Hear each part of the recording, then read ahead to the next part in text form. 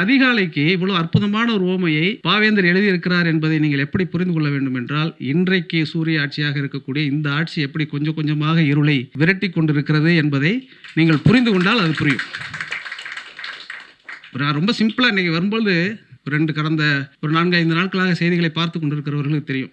மதத்தை முதன்மைப்படுத்தக்கூடிய ஒரு கட்சி, மதத்துக்கு எதிராக இருக்கக்கூடிய ஒரு கட்சி, இது ரெண்டும் எப்படி இருக்கிறது அப்படிங்கிறது தான் வடக்கு தெற்குக்கான அரசியல். அவ்வளோதானே இல்லையா? அதை ரொம்ப சிம்பிளாக புரிஞ்சுக்கலாம்.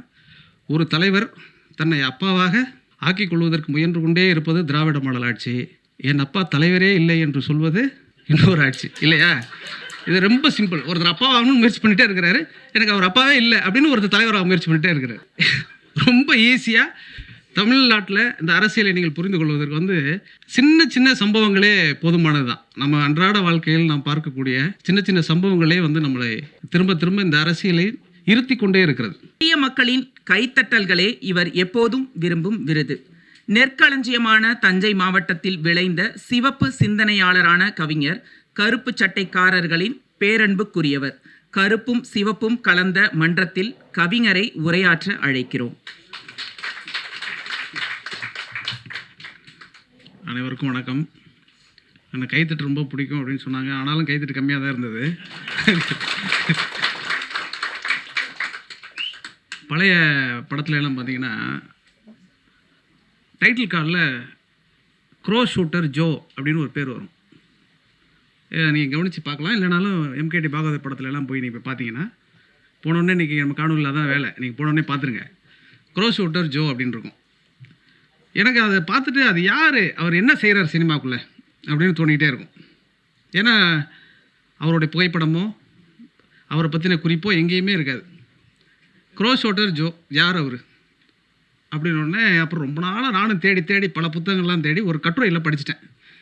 க்ரோ ஷூட்டர் ஜோனா யாருன்னா, அந்த காலத்தில் சினிமா படப்பிடிப்பு நடக்கிற பொழுது கட்டு சாதம் தான், இன்றைக்கி மாதிரி சாப்பாடெல்லாம் கிடையாது. கட்டு சாதத்தில் கொண்டு போய் ஷூட்டிங் எங்கே நடக்குதோ அங்கே வச்சுருவாங்க. எல்லோரும் சாப்பிட்டுட்டு அவசர அவசரமாக சாப்பிட்டுட்டு உடனே அந்த சாப்பிட்ட இலையை அங்கேயே போட்டுட்டு உடனே அடுத்த ஷாட்டுக்கு போயிடுவாங்க. அப்புறம் சாப்பிட்டு அடுத்த ஷாட்டுக்கு அவங்க போகும்பொழுது அந்த கீழே இறந்து கிடக்கக்கூடிய பருக்கையை சாப்பிட்றதுக்காக காக்கா நிறையா வந்துடுமா.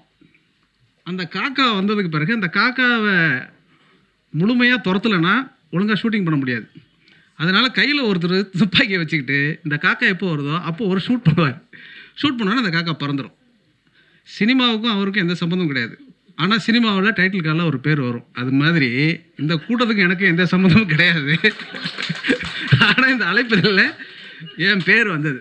எனக்கு தெரிஞ்சு தோழர் ஷர்மிளா அவர்கள் பேசி முடித்ததுக்கு பிறகு இந்த கூட்டத்தை நிறைவுரையாக ஜெயரஞ்சன் அவர்கள் பேசி முடித்துவிட்டாலே போதும்னு தான் நினைக்கிறேன். நான் குறுக்க எதுக்குன்னு எனக்கு புரியல. இருந்தாலும் என் 25 ஆண்டு கால நண்பர் கோவில் எழின் அவர்கள் எப்போதும் நல்ல காரியம் நடக்கிற பொழுதெல்லாம் என்னை கூப்பிட்டு பக்கத்தில் வச்சுக்குவார். அப்படி கூப்பிட்டு இந்த கூட்டத்துக்கு அழைச்சிருக்கிறான்னு நினைக்கிறேன். ரொம்ப மன நிறைவோடு இருக்கக்கூடிய ஒரு கூட்டம் இது. ரொம்ப முக்கியமான ஒரு கூட்டமும் கூட. இந்த மன்றம் அப்படின்னு சொன்ன உடனே அவர் விழா தொடக்கத்திலே சொன்னார், இது நாவலர் மன்றம் இல்லை, கலைஞரின் மன்றம் அப்படின்னு சொன்னார். நாவலர் நீங்கள் அவ்வளோ சாதாரணமாக தாண்டி போகணுங்கிற அவசியம்லாம் ஒன்றும் இல்லை. அவரும் நல்ல திருக்குறளுக்கு அற்புதமான உரையெல்லாம் எழுதியிருக்கிறாரு. அதனால் நீங்கள் நாவலர் மன்றமாக கூட இருக்கலாம், அது ஒன்றும். அவர் ஒரு காலத்தில் திராவிட இயக்கத்தினுடைய தளபதிகளில் ஒருவராக இருந்தவர் தான். அண்ணாவுக்கு அருகிலே இருந்து செயலாற்றியவர் தான்.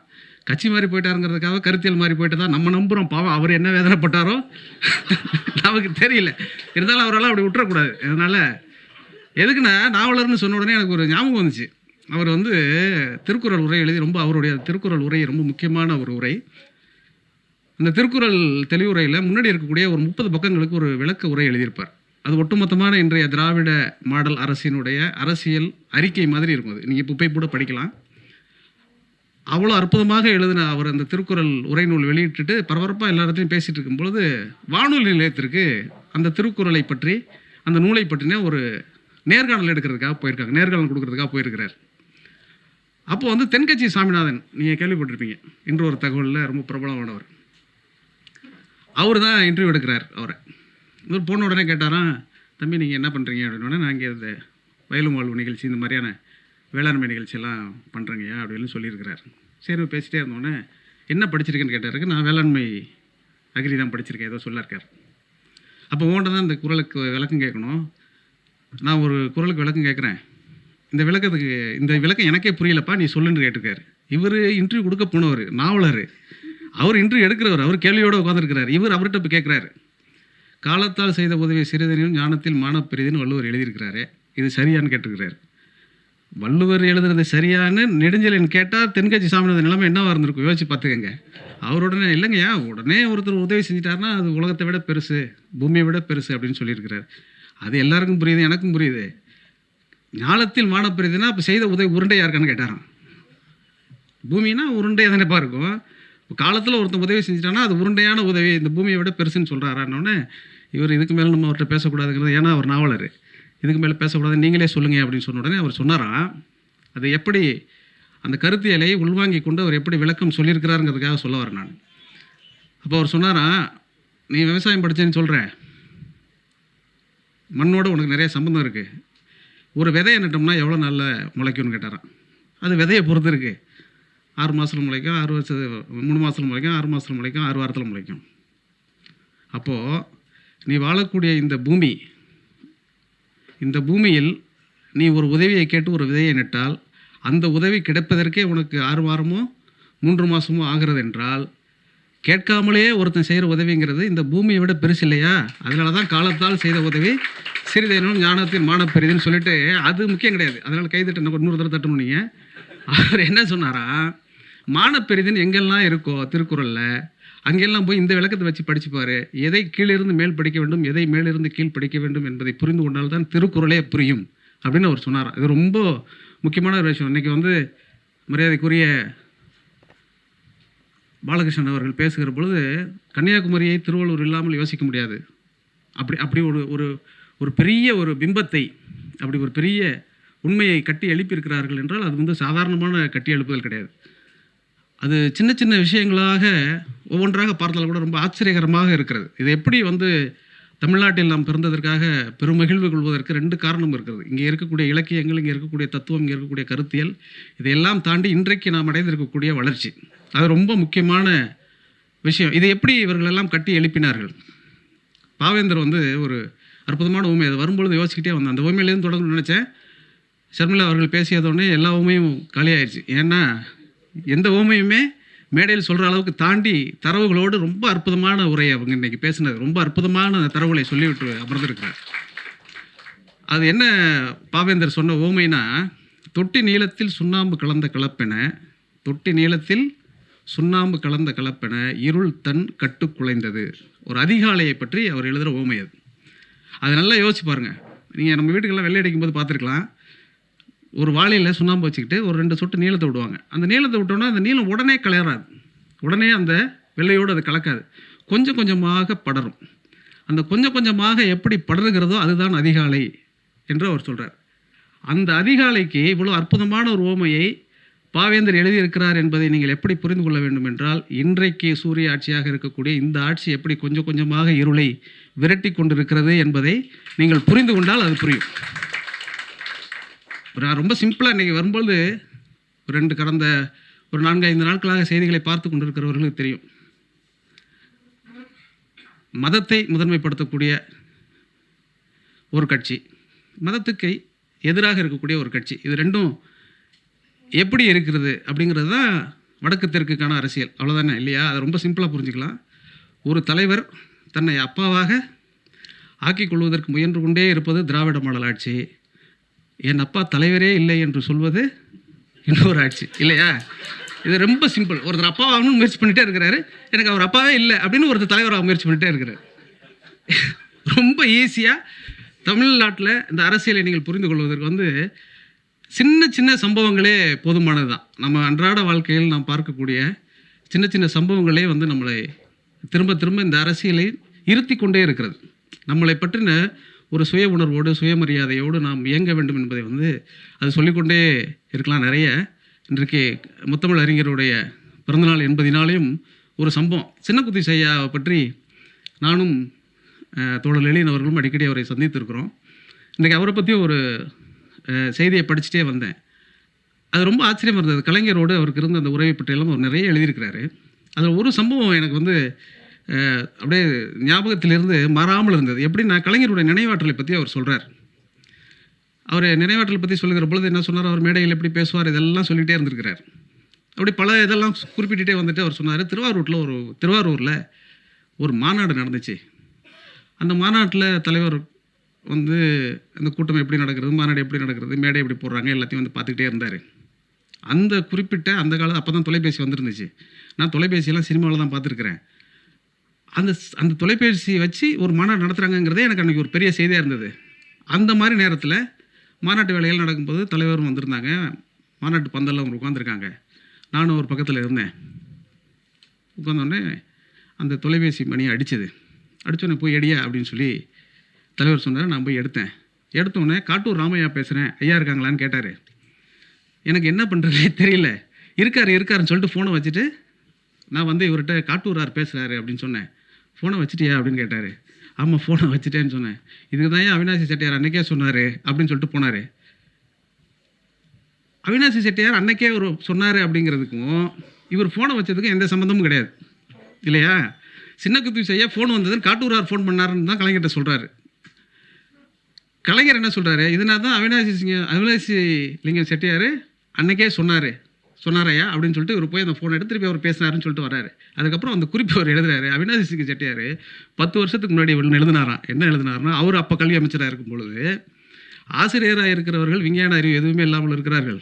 சுவிட்சை போட்டால் கூட லைட் எரியும் என்பது தெரியாமல் சுவிட்சை எப்படி ஆன் செய்வது ஆஃப் செய்வது என்று கூட அறியாத அறிவிலிகளாக இருக்கிறார்கள் என்று எனக்கு வருத்தமாக இருக்கிறதுன்னு கல்வி அமைச்சர் சொல்லி பேசியிருக்கிறார். இப்போ என்னன்னா, இவர் திட்டினதுக்காக இவர் வருத்தப்படுறதா, அவர் நினைவாற்றலை கண்டு மகிழ்ச்சி அடைகிறதான்னு சொல்லிட்டு அவர் நினைவாற்றலை பற்றி அவர் வந்து சொல்லியிருக்கிறார். எனக்கு ரொம்ப கலைஞருடைய எழுத்துக்களை எல்லாம் நான் தொடர்ச்சியாக எல்லோரும் வாசிச்சிருப்போம், ரகத்தில் இருக்க எல்லோரும் வாசிச்சிருப்போம். எனக்கு வந்து அவர் திரும்ப கலைஞர் வந்து நிறைய சாதித்திருக்கிறார். பாலகிருஷ்ணன் அவர்கள் பேசுகிற பொழுது வரிசைப்படுத்தி சொன்னார்ல, நிரல்படுத்தி, அது ரொம்ப ஆட்சியம் தான். தான் கனவு காணக்கூடியதையே சட்டமாக்கி அதை திட்டமாக்கி அதை மக்களுக்கும் செயல்படுத்தக்கூடிய அற்புதமான ஒரு ஆற்றல் அவருக்கு இருந்திருக்குங்கிறது எல்லாமே மறுப்பதற்கில்லை. ஆனால் இந்த கற்பனை அவருக்கு எப்படி வந்திருக்கும்னு நான் திரும்பி யோசிப்பேன். அவரை எல்லோரும் தலைவராக பார்க்கிறதை தாண்டி நான் அவரை ஒரு படைப்பாளராக பார்ப்பேன். ஒரு தமிழ்நாட்டின் ஆகச்சிறந்த படைப்பாளர் அவர். அதுதான் ரொம்ப முக்கியமானது. ஏன்னா நீங்கள் யோசிச்சு பாருங்கள், இப்போது இதே திருவள்ளுவருக்கு ஒரு சிலை எழுப்பலாம், கோட்டம் எழுப்பலாம். ஆனால் இந்த மாதிரி எழுப்ப முடியுமா அப்படின்னு யோசிச்சு பாருங்கள். அந்த படைப்பாற்றல் என்பது அவர் அரசியலில் வெளிப்படுத்தியிருக்கிறாரு. அதே மாதிரி அரசியலில் இருக்கிற பொழுது சினிமாக்காரராக அவர் இருந்திருக்கிறார். சினிமாவில் இருக்கிற ஒரு அரசியல்வாதியாக அவர் இருந்திருக்கிறார். இது ரெண்டுத்தையும் நான் சொல்வதிலே மேலோட்டமாக நீங்கள் புரிந்து கொண்டாலும் உங்களுக்கு போதுமானது, அல்லது நுட்பமாக நீங்கள் புரிந்து கொண்டாலும் அதை தொடர்ச்சியாக அவர் செய்து கொண்டே இருப்பார். சினிமாவில் வந்து அவர் என்னென்னலாம் வசனங்கள் யாருக்கு எதிராகவெல்லாம் எழுதினாரோ அதையெல்லாம் சமூகத்தில் செயலாற்றக்கூடிய ஒரு இடத்திற்கு அவர் வந்து மாறினார். அந்த மாற்றம் என்பது ரொம்ப முக்கியமானது. அது எல்லாருக்கும் கிடைக்காது, இன்னும் குறிப்பாக படைப்பாளனுக்கு கிடைக்காது. ஏன்னா கணக்கு வந்து படைப்பாளனுக்கு வரவே வராது. ஆனால் இவ்வளவு கணக்கோட ஒரு படைப்பாளர் எப்படி இருந்தாருங்கிறது தான் கலைஞரை நாம் எப்பவும் வியக்கக்கூடிய ஒரு பேராற்றல் மிக்கவராக காட்டக்கூடிய ஒரு செயல். அது இன்னும் தாண்டி அவருடைய கடிதங்களை எல்லாம் படிக்கும்போது நான் வந்து 2007 நெல்லையில் நடந்த இளைஞரணி மாநாடு அப்படின்னு சும்மா நானாக சும்மா ரேண்டமாக ஒரு வரிசையாக ஒரு 4-5 நாள் இவர் என்ன செஞ்சுருப்பார், 4-5 நாள் என்ன இவர் எழுதினார்னு பார்க்கணுன்னு ஆசைப்பட்டேன். வேறு பார்க்குறத விட ஒரு குறிப்பிட்ட ஒரு வருஷத்தை எடுத்துக்கிட்டு அந்த வருஷத்தில் ஒரு 5 நாள் என்ன செஞ்சுருக்கிறார், என்ன எழுதியிருக்கிறார், எப்படி இவர் கட்டமைக்கிறார் கட்சி தோழர்களை தாண்டி சமூகத்தில் தன்னை பார்த்து கொண்டிருப்பவர்களை, தன்னை நேசிக்கிறவர்களை, தான் யாராலும் நேசிக்கப்படுகிறோமோ எல்லாரும் எப்படி நம்மளை பார்க்குறாங்க அப்படிங்கிறதுக்கு இவர் எப்படி எழுதுகிறார் கடிதம்னு நான் பார்த்தேன். அது 2007 நெல்லை இளைஞரணி மாநாட்டை பற்றி ஒரு கடிதம், உடன்பிறப்பே வழக்கமான உங்களுக்கு தெரியாது எல்லாமே. அந்த கடிதத்தில் வந்து அவர் எழுத ஆரம்பிக்கிறார். முதல் முறை வந்து இது மாதிரி இளைஞரணி மாநாடு நடக்க போகுது, உடன்பிறப்பே நான் ஒன்று அழைக்கிறேன். இந்த நேரத்தில் எனக்கு ஒரு ஞாபகம் வருது. என்ன ஞாபகம் வருதுன்னா, 1900 எல்லாமே இன்றைக்கும் பொருந்திடும். இந்த இந்திய எதிர்ப்பு, இந்த எல்லாமே அந்த கடிதங்கள் எதுவுமே இந்த கடிதங்கள் வேஸ்ட் கிடையாது. எல்லா கடிதத்தையும் மறுபடியும் முரசொலியில் எடுத்து டேட்டு மாற்றி நீங்கள் போட்டுடலாம். ஏன்னா அப்படியே தான் இந்த அரசியல் சூழல் என்பது ஒன்றியத்தில் இருக்கிறவர்களுக்கான பதில்களாக தான் இன்றைக்கும் அந்த கடிதங்கள் எல்லாமே இருக்குது. அதில் அவர் எழுதுகிறாரு, 1965 இந்தியை எதிர்த்து முரசொலியில் நான் கட்டுரை எழுதியதற்காக என்னை கைது செய்வதற்காக ஒரு நள்ளிரவில் 12 மணிக்கு என்னை அழைத்து கொண்டு போனார்கள் அப்படின்னு ஒரு காட்சியை விவரித்து ஆரம்பிக்கிறார். எல்லா அரசியல் கட்சி தலைவர்களும் ஆகுவாங்க. போலீஸ் கூட்டிகிட்டு போகும், ஸ்டேஷனில் கொண்டு போய் வச்சுருப்பாங்க, சாப்பாடு வாங்கி கொடுக்க மாட்டாங்க, டீ வாங்கி கொடுக்க மாட்டாங்க, யாரையும் பார்க்க விட மாட்டாங்க. இதெல்லாம் தானே இருக்கும். இதெல்லாம் தான் அவர் எழுதுவார். இதெல்லாம் எழுதுகிறார். இதெல்லாம் வந்து எப்படின்னா சீன் பை சீனாக வருது. என்னை கூட்டிகிட்டு போனாங்க. எப்படி கூட்டிகிட்டு போனாங்க தெரியுமா? ஒரு லாரியில் கூட்டிகிட்டு போனாங்க அப்படின்னு அந்த சீன் ஆரம்பிக்குது. லாரியில் ஒரு இன்னைக்கு யோசிச்சு பாருங்களேன், ஒரு முத்தமிழ் அறிஞர் என்று இத்தனை முறை ஆட்சியில் இருந்த ஒருவரை தொடக்க காலத்தில் அவர் எப்படியெல்லாம் அவரை நடத்தியிருக்கிறார்கள்ங்கிறத படித்து பார்த்தீங்கன்னா உங்களை அறியாமலே உங்கள் கண்கள் கசிகிற அளவுக்கு அது அந்த காட்சிப்படுத்திக்கிட்டே வருவார். லாரியில் அழைச்சிட்டு போகிறாங்க, ஏற்கனவே ஒரு உடம்பு முடியாமல் இருக்குது, ஆஸ்பத்திரியில் காட்ட மாட்டேங்கிறாங்க, எங்கே கொண்டு போகிறாங்கன்னு தெரியல. ஏன்னா இவர் நெல்லையில் மாநாடு நடக்குது, அதுக்கு தான் அவர் எழுதுறாரு. ஏன்னா நெல்லை பாளையங்கோட்டை சிறையில் அவர் போய் அரசார செய்தி தான் இது எல்லாமே. இதுக்கு வரிசையாக அவர் எழுதியிருக்காரு. மதுரையில் என்ன பண்ணாங்க, திருச்சிக்கு கொண்டு போனாங்க, திருச்சியில் என்ன பண்ணாங்க, இப்படி வரிசையாக எங்கேயுமே சாப்பாடு வாங்கி கொடுக்கல, இடையில டாக்டர் வச்சாங்க, அப்புறம் ஒரு நாள் கொஞ்சம் நேரம் ஒரு 2 மணி நேரம் தூங்க விட்டுட்டு திருப்பி கூட்டிகிட்டு போனாங்க. திருப்பி போகிற போது போய் அதுக்கப்புறம் கொண்டு வந்து என்னைய பாளையங்கோட்டை சிறையில் தனி சிறையில் அடைத்தார்கள். இது வரைக்கும் முடிஞ்சிருச்சு. அந்த செய்தியை சொல்ல வந்துட்டார், சொல்லி முடிச்சிட்டார். அந்த கொட்டடியில் நான் மட்டும் தனியாக இருந்தேன். என் அறையில் இருந்து பார்த்தேன், ஒரு புளிய மரம் இருந்தது, இலை உதிர்ந்த புளிய மரம் அப்படின்னு முடிச்சிட்டார் ஒரு கட்டுரை. இலை உதிர்ந்த புளிய மரம் முடிச்சுட்டு ஒரே ஒரு அணில் குஞ்சு வந்தது, அது மட்டும்தான் என்னோடு பேசி கொண்டிருந்தது, அதை எடுத்து கொண்டு போய் என்னோட அறைக்குள் வைத்து கொண்டேன். பாவம் அதற்கும் என்னை போல் நோய் போல, என் வேதனைகள் அதுக்கு புரியுமோ புரியாதோலாம் எழுதி முடிக்கிறாரு. எனக்கு அதெல்லாம் பெருசாகவே படலை. எல்லாத்தையும் எழுதிட்டு வந்தவர் அந்த உதிர்ந்த கிளை உதிர்ந்த புளிய மரத்தில் கொண்டு வந்து ஏன் அந்த கடிதத்தை முடிச்சார் சொல்லிட்டு, எனவே நெல்லையில் மாநாடு இருக்கிறது, உடன்பிறப்பே வந்துவிடு அப்படின்னு அந்த கடிதம் முடிஞ்சிருச்சு. 2வது கடிதத்தில் என்ன எழுதுறாருன்னு திருப்பி படிக்கணும்னு ஆர்வம் வந்துருதில்ல. இப்போது திருப்பி படித்தேன். நான் திருப்பி படித்தா இந்த புளிய மரம் சில 100 ஆண்டுகளுக்கு முன்பாக இந்த புளிய மரத்தில் தான் கட்டபொம்மன் தூக்கு மாட்டிக்கொண்டு இறந்து போனாலும் ஆரம்பிச்சிடறாருங்க. சரி, இது இப்படி ஆரம்பித்து அந்த வரலாறு ஃபுல்லாக சொல்கிறார். அப்புறம் கட்டபொம்மனுக்கு கோட்டை எழுப்பின சம்பவங்கள்லாம் சொல்லி, அந்த கோட்டை எழுப்பு சம்பவத்தில் ஒரு முக்கியமான விஷயம், மணலி கந்தசாமி அவர்களும் காசுப்பு அவர்களும் அழைத்து ஒரு முறை அவரை கைத்தாருக்கு வர சொல்லி அந்த பகுதிகளெல்லாம் காட்டுறாங்க. இடிந்து கிடக்கிற அந்த கோட்டையை எல்லாத்தையும் காட்டுறாங்க. காட்டினோடனே அவர் காட்டும் பொழுதே புரிஞ்சுக்கிறாரு, இதெல்லாம் சரி பண்ணணுங்கிறதுக்காக தான் நம்மளை கூப்பிட்டு காட்டுறாங்கன்னு. அதுக்கப்புறம் கோட்டை எழுப்பி அந்த கோட்டை திறப்பு விழாவுக்கு மாப்போசி எல்லாம் கூப்பிட்டு நடக்கிற விழா நடக்குது. அந்த விழாவில் என்ன நடந்தது அப்படியெல்லாம் பேசிக்கிட்டு வரிசையாக மணலி கந்தசாமி பேசியது, காசுப்பு பேசியதெல்லாம் குறிப்பிட்டுறாரு. குறிப்பிட்டு முடிச்சுட்டு அதில் மாப்போசி, இன்றைக்கி மாப்போசியை நம்ம என்ன எல்லோரும் எப்படி பார்க்குறோங்கிறதெல்லாம் தெரிஞ்சுக்கும். அன்றைக்கி மாப்போசி என்ன பேசினாருங்கிறத அந்த கட்டுரை இன்றைக்கி படிச்சிங்கன்னா தான், அந்த கடிதத்தை படிச்சிங்கன்னா தான் புரியும். அதில் வந்து பேசுகிற பொழுது மாப்போசி அவர்கள் பேசுகிற பொழுது சொன்னார், இப்படியான கோட்டையெல்லாம் கட்டி எழுப்புகிற பொழுது அண்ணா அவர்கள் இருந்திருந்தால் எவ்வளோ சந்தோஷப்பட்டிருப்பார் என்று தலைவர் அவர் கருணாநிதி அவர்கள் நினைக்கக்கூடும். அப்படி அவர் நினைக்கிறதுக்கு அண்ணா இல்லையே என்று வருத்தப்பட வேண்டியதில்லை, அண்ணாவாக நான் இருக்கிறேன் என்று அவர் சொல்கிறார். அண்ணாவாக நான் இருக்கிறேன் அவர் தான் சொல்லிக்கிட்டாரு, கலைஞர் சொல்லலை அந்த கடிதத்தில். இப்படியெல்லாம் நம்மை பேசியவர்கள் அப்படின்னு சொல்லிட்டு அடுத்து முடிச்சிடறாரு. சரி, இப்படி ஒரு 4 நாளுமே பார்த்தீங்கன்னா, ஒரு 4 நாள் கூட்டத்திற்கு முன்னே நெல்லை மாநாட்டுக்கான அழைப்பு விடக்கூடிய கடிதத்தில் இந்த வரலாறு சொல்கிறார். அதுக்கப்புறம் செண்பகராமன் பேசுகிறாரு.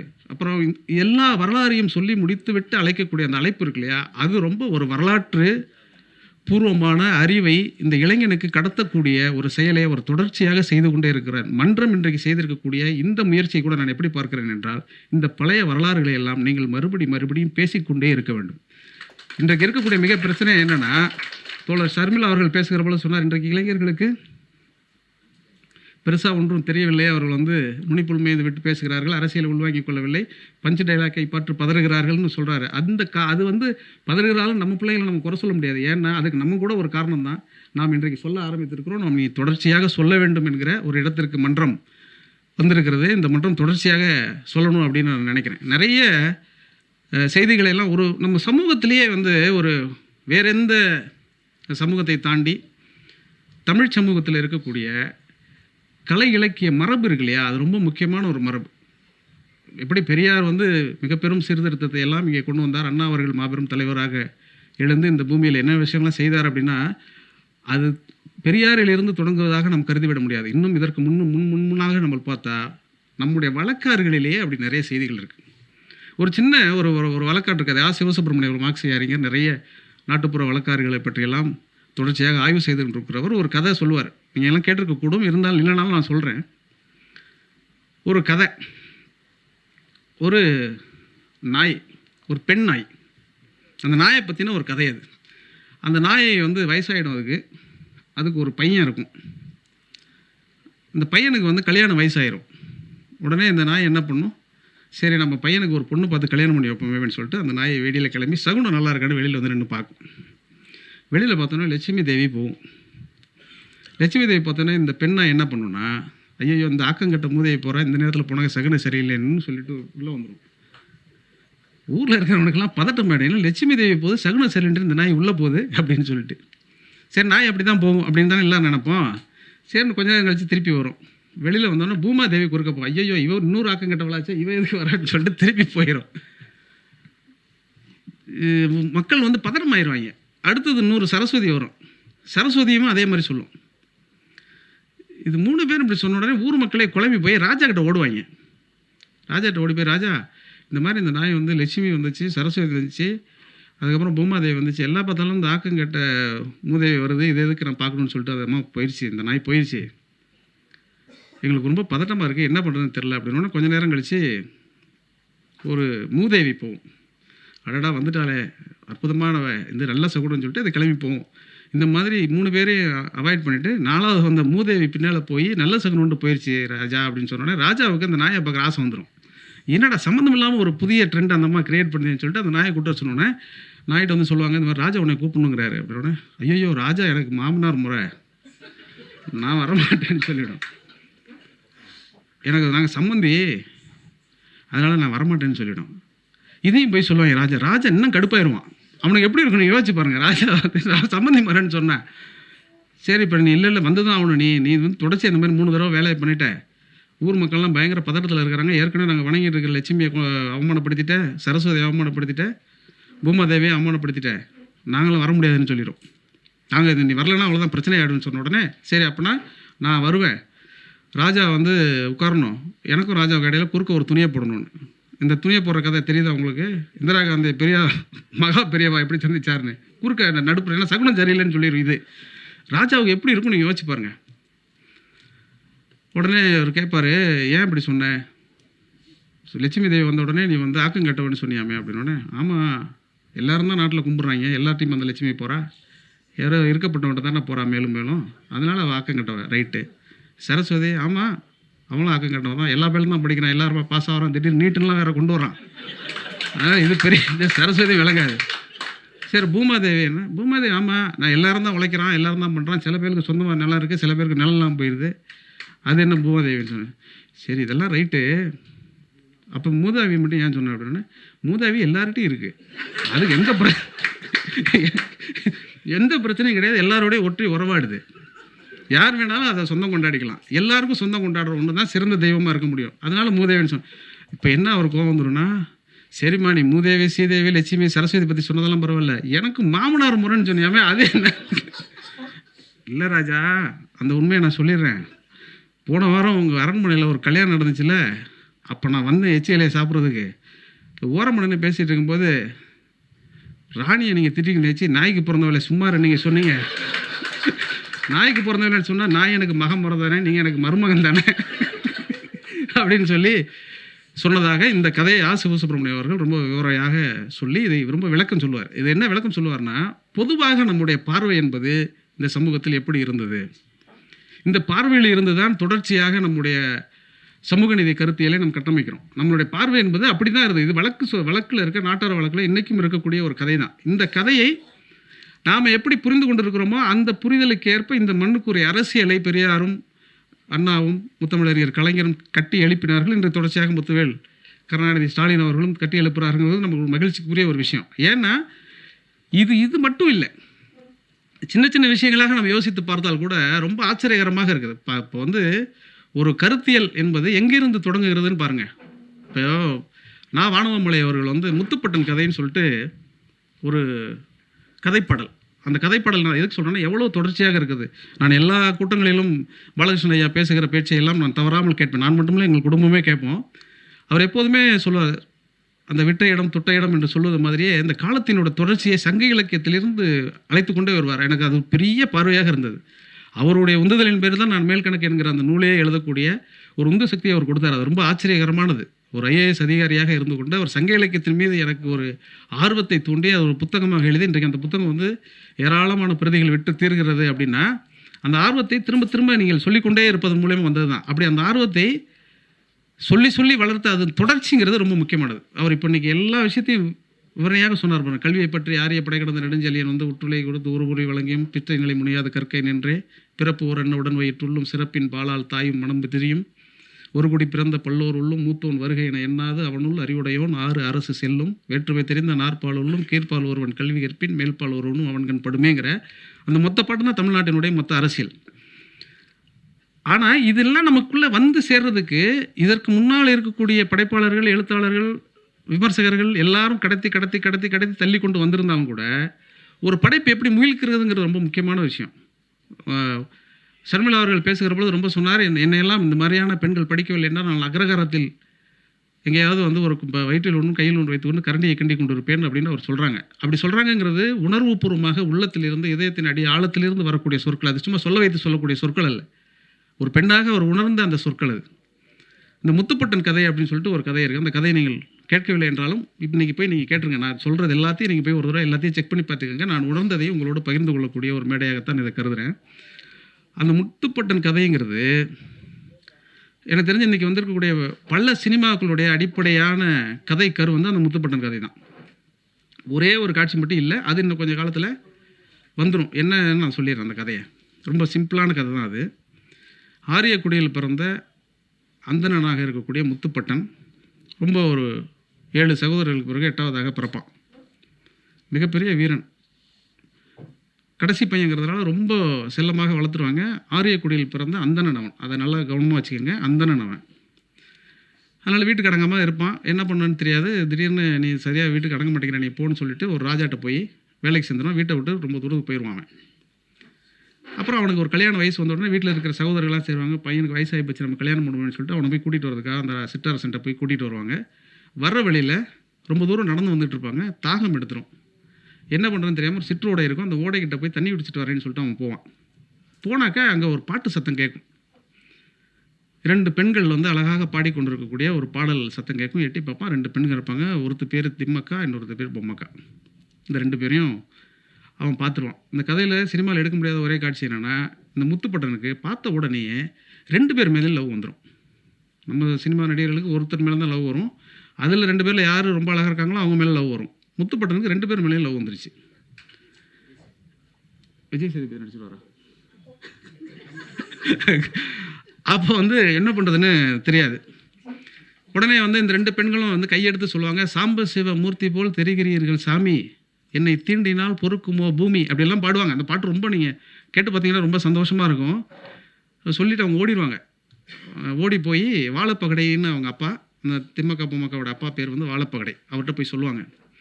சொன்ன உடனே இது மாதிரிப்பா ஒருத்தர் வந்து யாருன்னே தெரியல, என்னை பார்த்தோன்னே எங்களை கட்டிக்கிறோன்னு சொல்கிறான் அப்படின்னு. 2 பேரில் யாரை கட்டிக்கிறேன்னு சொன்னால் 2 பேரையும் கட்டிக்கிறேன்னு சொன்னான் அப்படின்னு. ஐயோ அவன் ரொம்ப சிக்கலான இருப்பான் போல இருக்குன்னு சொல்லிட்டு அவர் கிளம்பி வருவார்.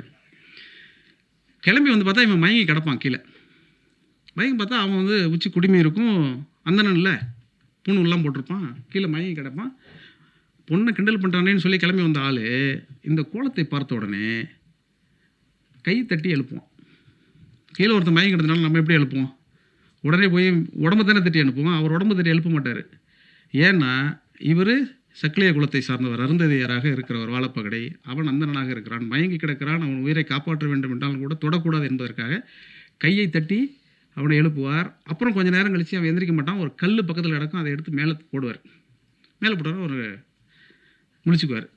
என்னன்னு கேட்டோன்னே, இது மாதிரி என் பிள்ளைகளை பார்த்து இப்படி சொன்னீங்களாமே, அடிக்க வெட்ட வந்தவர் அவர், இது மாதிரி சொல்லிங்களாமேனோடனே, ஆமாம் எனக்கு உங்கள் பிள்ளைகளை பிடிச்சிருக்கு, நான் கல்யாணம் பண்ணிக்கலான்னு நினைக்கிறேன் அப்படின்னு அவர் சொல்லுவார். சொன்ன உடனே சொல்லுவார், சாமி நீங்கள் பார்க்கப்போ நீங்கள் அந்தணனாக இருக்கிறீங்க, நாங்கள் வந்து தோளில் செருப்பு தஞ்சு வைக்கக்கூடிய சாதிங்க, நீங்கள் நம்ம கல்யாணம் திருமணம் பண்ணிக்க முடியாது, அப்புறம் இதெல்லாம் வந்து சரிப்படாது, உங்கள் ஆட்கள் எங்களை சும்மா விட மாட்டாங்கன்னு இன்னும் நிறையெல்லாம் இருந்திருக்குன்னு வச்சுக்கோங்களேன். பல மாரி செல்வராஜ், ரஞ்சித்லாம் உள்ளே வந்திருப்பாங்கன்னு நினைக்கிறாரு. இது நம்ம அதுக்குள்ளே கதையில் அங்கே வரல. அது சொல்லி முடித்தோடனே அவர் என்ன பண்ணுறாரு, ஒரு கட்டத்தில் மறுக்கவே மாட்டான். அவன் அந்த தண்ணி குடிக்க போனானே தம்பி எங்கன்னு அவனுக்கு தேடிட்டு வரணும்ல, கதையில் வரவே வராது. அவனுக்கு என்ன ஆனாலே தெரியாது. அது அந்த லாஜிக் மிஸ்டேக்காக இருக்காது. அது எனக்கு தெரிஞ்சு முத்து கதையை முத்துப்புலவர்கிட்ட தான் கேட்கணும். அது இப்போ என்னென்னா, இவர் என்ன சொல்லுவார், இல்லை நீங்கள் இப்படியெல்லாம் நீங்கள் வம்படி பண்ணக்கூடாதுங்க, எங்களை நீங்கள் கல்யாணம் பண்ண முடியாது, நீங்கள் ஒரு 48 நாள் நீங்கள் விரதம் இருந்து நீங்கள் வந்து தோளில் செருப்பு தைச்சி ஊர்லெலாம் போய் இன்றைக்கி விற்றுட்டு வந்தீங்கன்னா என் பிள்ளைய கட்டி கொடுக்குறேன். காதல் உச்சமானது தானே, காதலை உயர்த்துவது தானே தமிழ் சமூகத்தின் மரபு. அதனால் அவர் என்ன பண்ணுவார், 2 விஷயத்தை வாழைப்பகடை சொல்லுவார். உங்களை உச்சி குடுமையை நெரிக்கிடணும், பூணூலை அறுத்தெறிஞ்சிடணும், செருப்பு தைச்சி வைக்கணும். ஓகே, லவ் தானே, பூணூலை அறுத்துருவோம், குடுமையை கட் பண்ணிடுவோம்னு சொல்லிட்டு எல்லாத்தையும் பண்ணிவிட்டு செருப்பையும் போட்டு அவன் அந்த பொண்ணுங்களை 48வது நாள் வந்து பொண்ணு கேட்டுருவான். இவர் கல்யாணம் பண்ணி கொடுத்துருவார். இது வரைக்கும் முடிஞ்சிருச்சா கதை. இதுக்கப்புறம் தான் காட்சியே இருக்குது. அதுக்கப்புறம் என்ன நடக்கும்னா, வானமாமலை ரொம்ப பிரமாதமாக அதை விவரித்து ஒரு விமர்சன ஆய்வு கட்டுரை ஒன்று எழுதியிருக்கிறார். நீங்கள் அவசியம் படிக்கணும். அவர் சொல்லுவார், அன்றைக்கு இரவு திருமணம் முடிஞ்ச அன்றைக்கி வழக்கம் போல் நடக்கும் இல்லையா, அன்றைக்கி என்னன்னா தலையில் ஒருத்தி மடியில் ஒருத்தியை படுக்க வச்சுட்டு காலை ஒருத்தி மேலே காலை வச்சுட்டு தூங்கிட்டு இருக்கிற முத்துப்பட்டன். அப்போ ஒரு கனவு வருது. அந்த கனவில் என்ன வருதுன்னா, ஒரு கோழி குஞ்சை ஒரு பூனை தூக்கிட்டு ஓடுற மாதிரி ஒரு கனவு வருது. ரொம்ப அபசகுணமாக இருக்குது. உடனே இப்படி கண்ணு முழிச்சு பார்க்குறாரு. ஒரு நாய் வந்து கதவு தட்டுது. என்னன்னு கேட்டோடனே நாயை தொடர்ந்து ஒரு பையன் வரான். இந்த பையன் வந்து என்ன சொல்கிறான்னா, இது மாதிரி வாழைப்பகடையோடைய பசுமட்டெல்லாம் யாரோ வந்து அடித்து தூக்கிட்டு போகிறாங்க, கேட்குறதுக்கு நாது இல்லாமல் போயிடுச்சு அப்படின்னு சொன்னோன்னே, யார் என்னன்னு தெரியல, நான் கிளம்புறேன்னு சொல்லிட்டு இவர் கிளம்பி போவார். கிளம்பி இவர் வேணாம் இவங்க 2 பேர் தடுப்பாங்க. தடுத்த பிறகும் அவர் மீறி காதல் மிகுதியில் என்ன இருந்தாலும் மாமனார், இப்போ மாமனாருக்கு ஒரு துன்பம்னா தனக்கு நேர்ந்த துன்பம்னு நினச்சி கிளம்பி அவர் போவார். அங்கே போனோடனே சில கொள்ளையர்கள் வர அடித்து இது பண்ணுவாங்க வழக்கம் போல். அதுக்கப்புறம் ஆக்ஷன் பிளாக்கு அந்த இடத்துல அதெல்லாம் சண்டையில் நடந்துடும். சண்டையில் குத்திடுவாங்க, இறந்து போயிடுவார். இப்போ முத்துப்பட இறந்துட்டார். இதுதான் கிளைமேக்ஸு.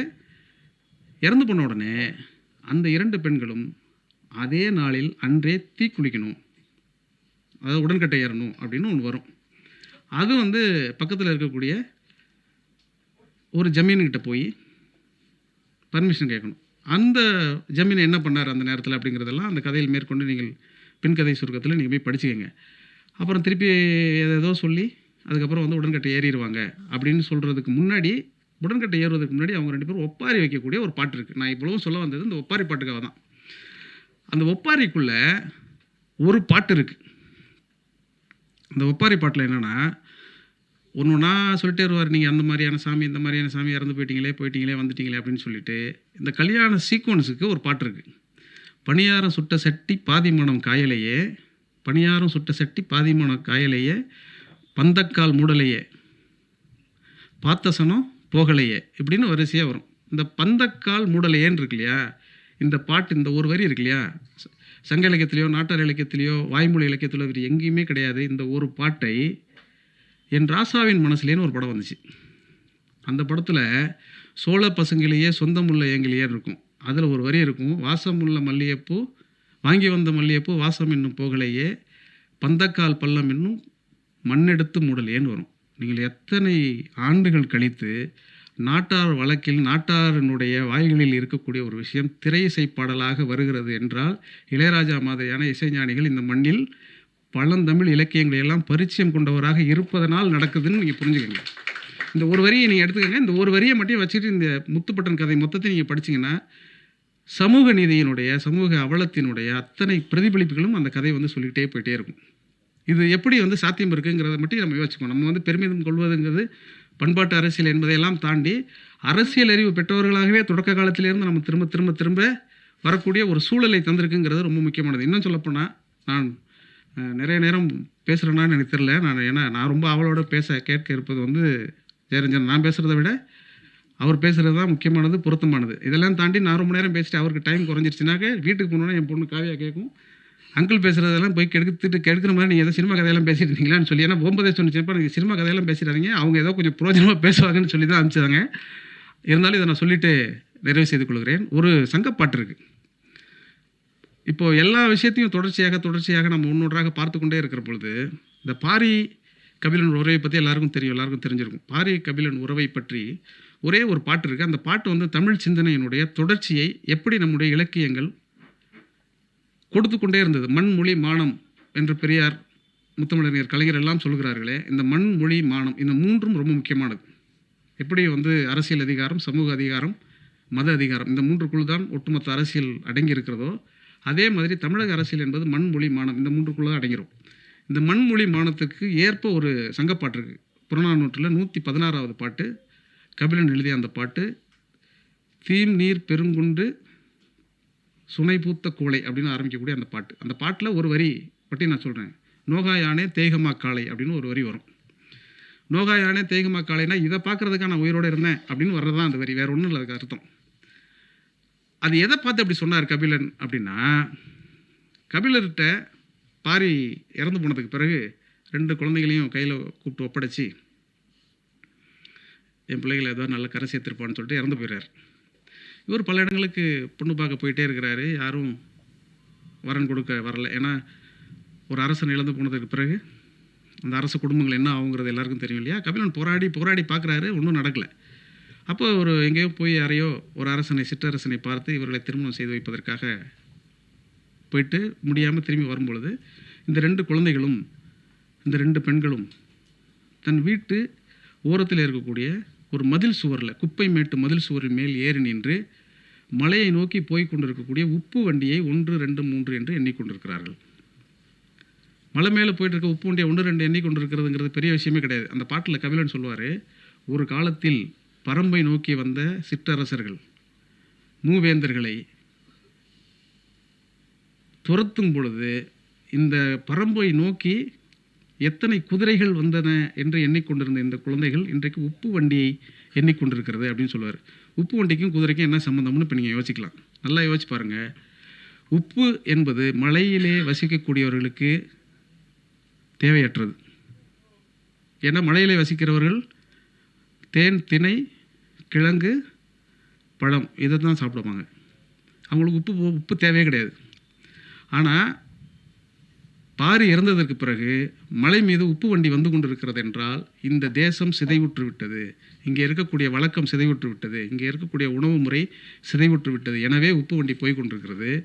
இந்த உப்பு வண்டியை எண்ணிக்கிட்டு இருக்க இந்த குழந்தைகளுக்கு ஒரு காலத்தில் தன்னுடைய அப்பாவை வெல்ல முடியாமல் வந்த குதிரைகளை எண்ணிக்கொண்டிருந்த இந்த குழந்தைகள் உப்பு வண்டி எண்ணிக்கொண்டிருக்கிறதே, இதை பார்க்குறதுக்கு நான் உயிரோடு இருக்கிறேன் அப்படின்னு சொல்லி நோகா யானே தேகமா காளை என்கிற அந்த ஒற்றை வரி வந்து சொல்லக்கூடிய செய்தி அது. இது இந்த காட்சியை பார்க்குறதுக்கா இப்போ சாதாரணமாக நீங்கள் பார்த்தீங்கன்னா இது புரியாது. ஆனால் கபிலர் வந்து என்ன விஷயத்தை இந்த பாட்டுக்குள்ளே சொல்கிறாருங்கிறத ரொம்ப நுட்பமாக யோசித்து கொண்டால் தான் புரியும். ஆனால் நுட்பமாக யோசித்து கொள்வதற்கான இடம் வைத்திருக்கக்கூடிய ஒரு இலக்கியம் சங்க இலக்கியமாக நமக்கு வாய்த்திருக்கிறதுங்கிறது இல்லையா. அதற்காக நாம் எல்லோரும் ஒரு விதமாக பெருமிதம் கொள்ளலாம். அதை மன்றத்தில் அமர்ந்து பேசக்கூடியதாக இந்த ஆண்டிலும் இந்த ஜூன் 3 நாம் எல்லோரும் இருந்திருக்கிறோம். இது எல்லாரையும் உள்வாங்கிக் கொள்ள முடிகிறது என்றால் இந்த இலக்கியம் எவ்வளவு உயிர்ப்போடு இருக்கிறதுங்கிறது ரொம்ப முக்கியமானது. இந்த உயிர்ப்பை திரும்ப திரும்ப நாளைய தலைமுறைக்கு நாம் கடத்துவதற்கான இந்த மன்றம் தொடர்ச்சியாக செயல்பட வேண்டும் என்று நான் விரும்புகிறேன். தோழர் எழின் அவர்களுக்கு நான் சொல்லக்கூடிய ஒரே இது, அடுத்த கூட்டங்களெல்லாம் இன்னும் கொஞ்சம் நன்றாக பேசக்கூடிய என்னை மாதிரி ஆட்களை எல்லாம் அழைக்காமல் நன்றாக பேசக்கூடியவர்களை அழைத்து நீங்கள் பேச வைக்க வேண்டும். இந்த அரங்கத்திலேயே வந்திருக்கக்கூடிய சூர்யா சேவியர் அவர்கள் இன்றைக்கு 8 மணிக்கு எவனை போய் எந்த விவாதத்தில் யாரையாவது தாக்குவார் என்று ஆவலோடு காத்திருக்கிற நேரத்தில் அவர் மாதிரி அவர்களெல்லாம் இங்கே நீங்கள் சிறைப்படுத்தி அமர வைக்கக்கூடாது. குறிப்பாக மாண்புமிகு அமைச்சர் அவர்கள் இந்த அரங்கத்தில் அமர்ந்து முழுமையாக இந்த உரையெல்லாம் கேட்டுக்கொண்டிருக்கிறார். ரொம்பவும் பெருமிதமாக இருக்கிறது. சின்ன சின்ன விஷயங்களில் கூட இந்த அரசாங்கம் எடுத்துக்கொண்டிருக்கக்கூடிய கவனம் என்பது நாளைய தலைமுறைக்கான அந்த சிந்தனை என்பது நமக்கு பாவேந்தன் கொடுத்த, பெரியார் கொடுத்த சிந்தனையை நான் இந்த சொல்ல வந்தது. இந்த கூட்டத்திற்கு நான் வர வேண்டும் என்று நினைத்தது வந்து சமீபத்தில் முதல்வர் அவர்கள் அறிவித்த இந்த பாவேந்தர் பிறந்த தினத்தை வந்து தமிழ் வார விழாவாக அறிவித்த ஒரு செய்தி. நீங்கள் நல்லா யோசிச்சு பாருங்கள். எனக்கு சில நேரங்களில் முத்தமிழறிஞர் கலைஞர் மீது கூட சின்ன வருத்தமெல்லாம் கூட வந்திருக்கு. பாவேந்தரை அவர் இன்னும் கூடுதலாக தூக்கி பிடித்திருக்கலாமோ என்று கூட எனக்கு தோன்றியது உண்டு.